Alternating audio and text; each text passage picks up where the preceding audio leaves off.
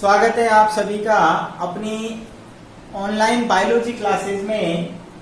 मैं भारत सैनी आप सभी का स्वागत करता हूं। जैसा कि आपको पता है कि हमने एंडोक्राइन सिस्टम मानव में रासायनिक समन्वय सीरीज चल रही है और इसमें आज हम पार्ट नंबर 13 लेकर आए हैं। इससे पहले हमने कई ग्रंथियों के बारे में पढ़ चुके हैं। आज हम अग्नाशय ग्रंथि अर्थात पैंक्रियाज के बारे में विस्तार से पढ़ेंगे। यहाँ पर आपको डायग्राम दिया हुआ है। हालांकि हमने पाचन तंत्र में भी अग्नाशय के बारे में पढ़ा था और यहाँ भी हम इसके खास तौर से अंतःस्रावी पार्ट के बारे में पढ़ेंगे। एंडोक्राइन भाग जो होता है उसके बारे में हम पढ़ेंगे। तो शुरुआत करते हैं। आज का जो वीडियो है वो अग्नाशय ग्रंथि पर बेस है अर्थात पैंक्रियाज। और पैंक्रियाज जो होती है हम सभी जानते हैं ये शरीर की एकमात्र ऐसी ग्रंथि है जो कि मिक्स्ड ग्लैंड होती है अर्थात ये एंडोक्राइन और एक्सोक्राइन दोनों प्रकार के रूप से दोनों ही तरह से व्यवहार करती है। तो देखते हैं। अगर स्थिति की बात करें तो पोजीशन ये आमाशय के पीछे की ओर जो ग्रहणी का यू आकार का जो भाग होता है उसके मध्य में स्थित होती है। आपको ध्यान होगा कि हमने पाचन तंत्र जब पढ़ा था तो पाचन तंत्र में जो आमाशय है, आमाशय से यहाँ ये यू आकार की जो ग्रहणी होती है तो यहाँ पर ये अग्नाशय ग्रंथि स्थित होती है। तो अग्नाशय ग्रंथि यू आकार के मध्य में आमाशय के पीछे की ओर स्थित होती है। राइट। तो ये तो पोजीशन हो गई। आकार और रंग की बात करें तो अनियमित आकार की होती है। जैसा हमने डाइजेशन सिस्टम में डायग्राम बनाया था तो अनियमित आकार है, पालियों के जैसे बनी होती है, पीले या गुलाबी रंग की होती है। ग्रंथि के प्रकार की बात करें तो अभी बताया आपको कि ये शरीर की एकमात्र मिश्रित ग्रंथि है अर्थात मिक्स्ड ग्लैंड है। यानी ये अंतःस्रावी और बहिस्रावी दोनों प्रकार की ग्रंथि है। बाहर की बात करें तो वेट इसका लगभग 80 ग्राम होता है और लगभग यहाँ पर 15 सेंटीमीटर लंबाई की होती है। अब अगर हम बात करें तो इसमें दो प्रकार के भाग होते हैं। जैसा कि हम जानते हैं कि ये मिक्स्ड ग्लैंड है अर्थात ये दोनों प्रकार से व्यवहार करती है।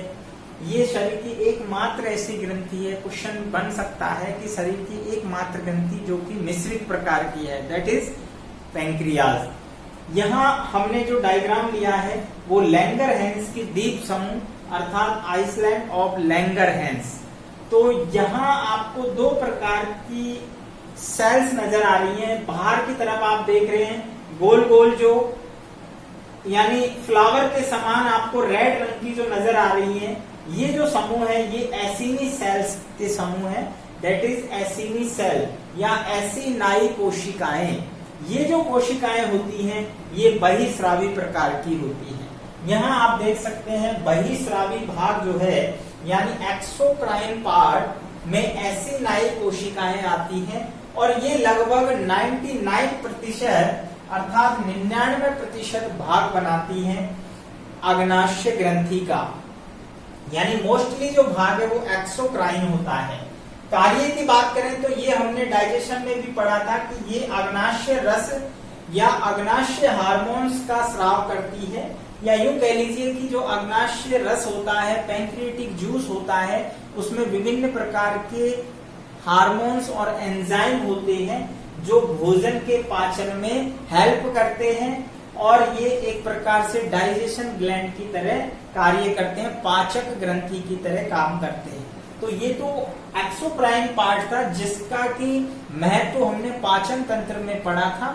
और जब हमने पाचन तंत्र बताया था उस समय आपको ध्यान होगा हमने कहा था कि इसका जो अंतःस्रावी पार्ट है उसके बारे में हम एंडोक्राइन सिस्टम में बात करेंगे। तो यहाँ हम अंतःस्रावी भाग की बात करें तो यहाँ लैंगरहैंस की दीपिका समूह ये एक ग्रुप ऑफ सेल्स नजर आ रहा है। ये आप बीच में देख रहे हैं बड़ा सा जो ग्रुप है ये सेल्स का ग्रुप है। इसको लैंगरहैंस का द्वीप समूह यानी आइसलैंड ऑफ लैंगरहैंस कहते हैं। जैसे एक समुद्र में आइसलैंड होता है, ऐसे अग्नाशय ग्रंथि में इस तरह के आइसलैंड नजर आते हैं। और ये जो समूह है वास्तव में इसमें 4 प्रकार की सेल्स होती हैं। मुख्य रूप से 3 ही सेल होती हैं। बुक्स में आपको 3 सेल्स दिखाई गई हैं, लेकिन यहाँ हमने एक और 4 प्रकार की सेल्स के बारे में अलग बताया है। तो 3 कौन कौन से सेल्स हैं? फर्स्ट अल्फा सेल, जो कि बाहर के लेयर में होती है। आप देख रहे हैं परिधि पर अल्फा सेल होती है, अल्फा कोशिका। बीच में आप देख रहे हैं ये जो ब्लू रंग से दिखाई है ये बीटा सेल्स होती हैं। जबकि डेल्टा सेल जो है वो रेड कलर से दिखाई है। डेल्टा सेल कह दो या इन्हें गामा सेल्स भी कहते हैं। गामा कोशिकाएं, डेल्टा कोशिकाएं, राइट। तो ये लैंगरहैंस की दीपिका क्यों कहते हैं? सवाल आता है कि लैंगरहैंस की दीपिका क्यों कहा?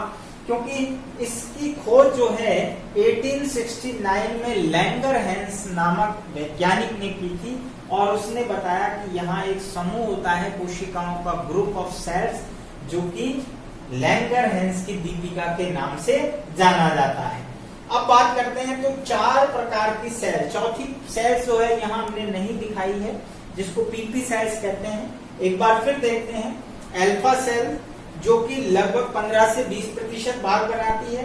ग्लूकागॉन हार्मोन का स्राव करती है, स्रावित हार्मोन ग्लूकागॉन। आगे हम पढ़ेंगे ये ग्लूकोज के लेवल को रक्त में बढ़ाता है। बीटा सेल्स जो कि इंसुलिन हार्मोन स्रावित करती है, 70 से 80% भाग बनाती है। इंसुलिन हार्मोन जो है ग्लूकागॉन के विपरीत काम करता है, एंटागोनिस्टिक हार्मोन है। ये शर्करा का लेवल कम करेगा रक्त में। जबकि सोमेटोस्टेटिन हार्मोन जो है वो डेल्टा सेल से स्रावित होता है। डेल्टा सेल से सोमेटोस्टेटिन हार्मोन स्रावित होता है।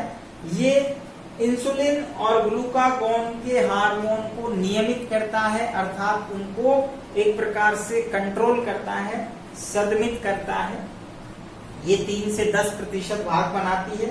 पीपी सेल एक और प्रकार की सेल होती है जिसका जिक्र बुकों में नहीं है।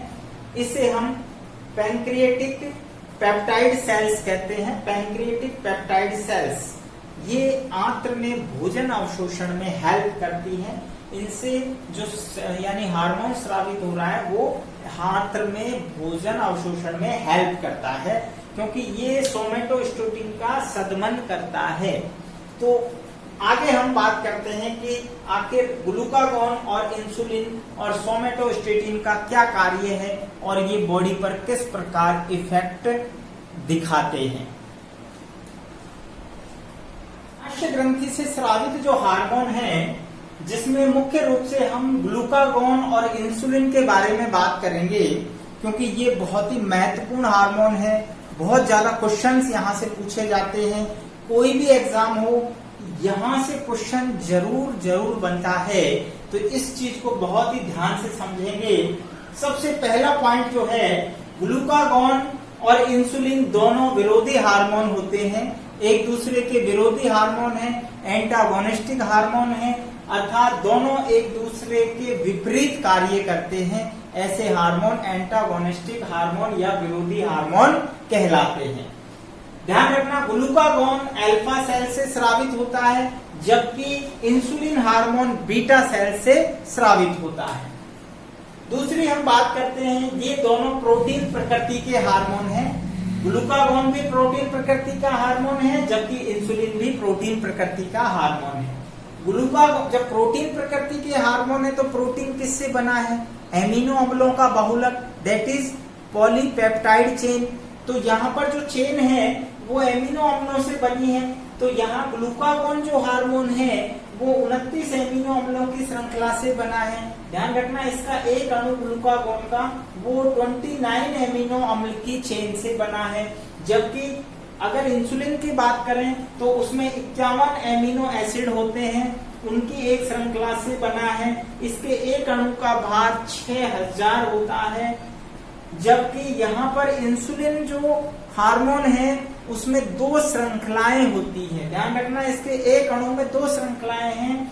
आप आगे भी हम बात करेंगे। यूं मान लीजिए ये अल्फा चेन है और ये बीटा चेन है, और दोनों चेन डाइसल्फाइड बंध के द्वारा आपस में जुड़ी होती है।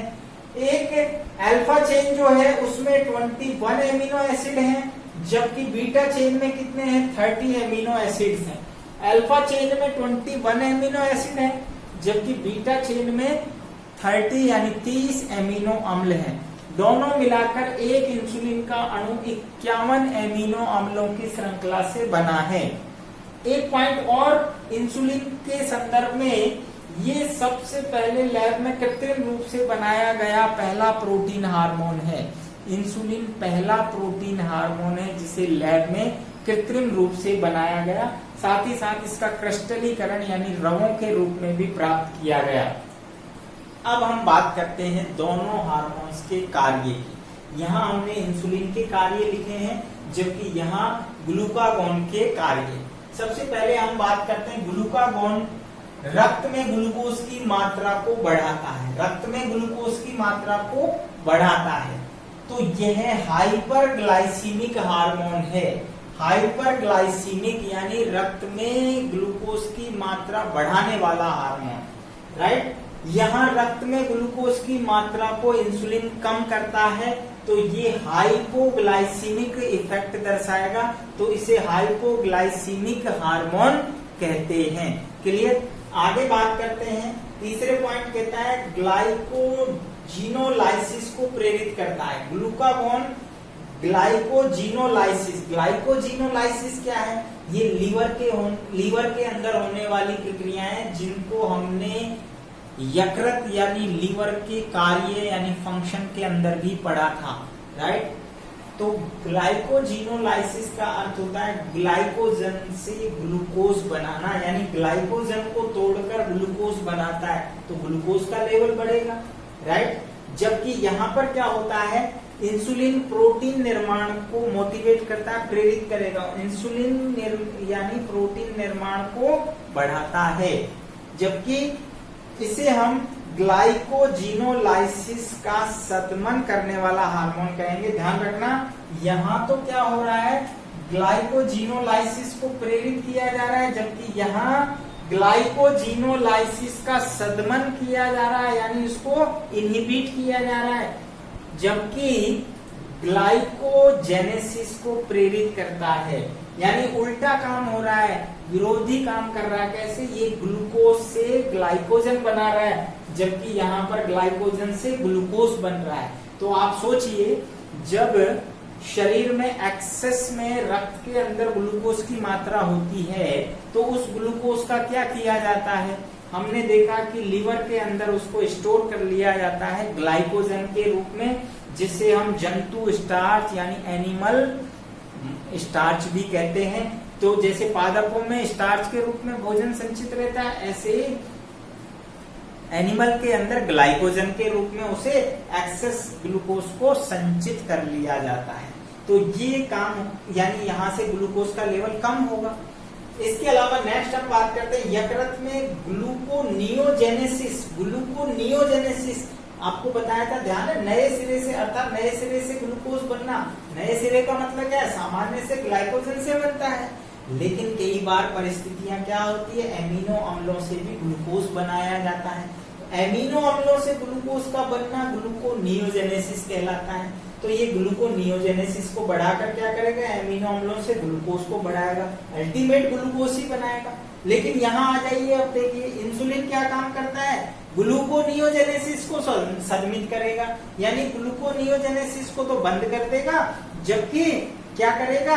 जबकि ग्लूकोज यानी एमिनो अम्लों के निर्माण को प्रेरित कर देगा, राइट। इसी प्रकार यहाँ नेक्स्ट पॉइंट देखते हैं, लिपोलाइसिस को प्रेरित करता है। लिपोलाइसिस अर्थात जो वसा अम्ल होते हैं, फैटी टिश्यू होते हैं, उनका टूटना और उनके टूटने से ग्लूकोज का बनना, that is lipolysis, right. Lysis का अर्थ होता है टूटना और जेनेसिस का अर्थ होता है निर्माण। तो यहाँ लाइसिस मतलब टूटना, किसका? लिपो यानी वसा ऊतक, फैटी टिश्यू का टूटना, लिपिड्स का टूटना और ग्लूकोज का बनना लिपोलाइसिस, तो इसको ये क्या कर रहा है, प्रेरित कर रहा है। जबकि यहाँ आप देखिए लिपोलाइसिस को लिपोजेनेसिस को प्रेरित कर रहा है। ये लिपोजेनेसिस, जेनेसिस मतलब निर्माण, तो ये लिपोजेनेसिस को यानी लिपिड जो वसा अम्ल है उनके निर्माण को प्रेरित करेगा ग्लूकोज से, जबकि लिपोलाइसिस का सदमन करेगा। तो दोनों एक दूसरे के बिल्कुल एंटी कार्य कर रहे हैं। यहां हम बात करते हैं तो ग्लूकोज का ऑक्सीकरण को भी बढ़ाता है। जब इंसुलिन ग्लूकोज के ऑक्सीडेशन को बढ़ाएगा, सीधी सी बात है ग्लूकोज का ज्यादा से ज्यादा टूटना होगा। जब ग्लूकोज टूटेगा तो लेवल कम होगा, राइट। तो यहाँ सारे मिलकर ग्लूकोज का लेवल रक्त में कम कर रहे हैं, जबकि यहाँ पर जो ग्लूकागोन है उसका कार्य है ग्लूकोज का लेवल बढ़ाना, किसी भी प्रकार से ग्लूकोज के लेवल को अप करता है। तो दोनों का एंटीगोनिस्टिक कार्य है, एक दूसरे के विपरीत कार्य करते हैं। इसके बाद हम नेक्स्ट हार्मोन्स के बारे में बात करेंगे और इनके अतिस्राव और अधिक स्राव से होने वाले इफेक्ट की बात करेंगे। तो मिलते हैं नेक्स्ट वीडियो में।